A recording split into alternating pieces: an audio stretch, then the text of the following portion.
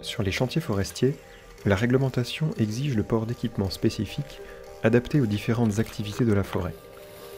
Les travaux forestiers ou même l'expertise sur chantier peuvent comporter de nombreux dangers qui peuvent parfois donner lieu à de graves situations.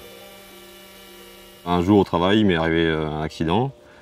J'ai pris une grosse branche de chêne sur la tête et grâce au casque qui était en 1000 morceaux, j'en suis sorti indemne. Sans lui, je pense que je serais plus là. Mais grâce à lui, j'ai pu continuer le métier de bûcheron et puis il est sur ma tête tous les jours. Le métier de bûcheron impose une vigilance constante et l'environnement oblige à porter les EPI. Donc tous les matins, c'est pantalons, chaussures, casque, gants et vêtements visibles obligatoires. Ces équipements professionnels sont désignés et détaillés par décret et imposent aux employeurs de les fournir à leurs salariés. Une dotation minimum est encadrée, mais les employeurs sont libres de la compléter par d'autres équipements. Les EPI doivent comporter un pictogramme de conformité européenne et être sélectionnés avec attention pour assurer les fonctions de sécurité adaptées au risque et pour offrir un confort optimal permettant un port quotidien et des mouvements aisés. Ils doivent pouvoir être portés, le cas échéant, après ajustement, dans des conditions compatibles avec le travail à accomplir et avec les principes d'ergonomie. Ils ne doivent pas eux-mêmes être à l'origine de risques supplémentaires et il est donc important de veiller à les porter correctement.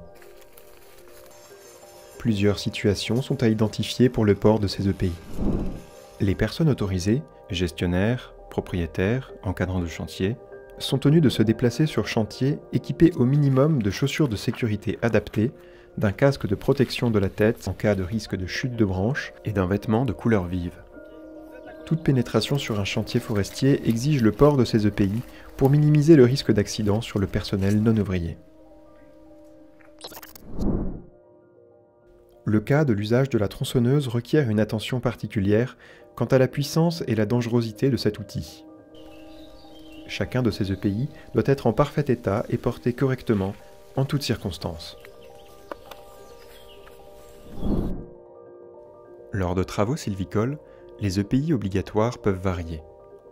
En présence de milieux ouverts, et si le risque de chute de branche est écarté, le Code rural indique que le casque intégral n'est pas obligatoire dans un souci de facilitation de travail et de confort. Les conducteurs d'engins sont naturellement protégés et visibles lorsqu'ils sont à la manœuvre dans leur engin. La réglementation ne leur impose pas de porter les EPI lorsqu'ils sont à l'intérieur de la cabine, exception faite des chaussures de sécurité.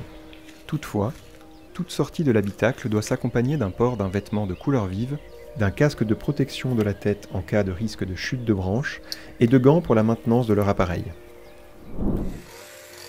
Le port de ces EPI doit donc être à la fois respecté, mais aussi adapté aux activités réalisées en forêt ou sur des parcelles reboisées. Préventivement, il est important de toujours avoir avec soi une trousse de premiers soins, un pansement compressif à portée de l'ouvrier et un tiers-tic.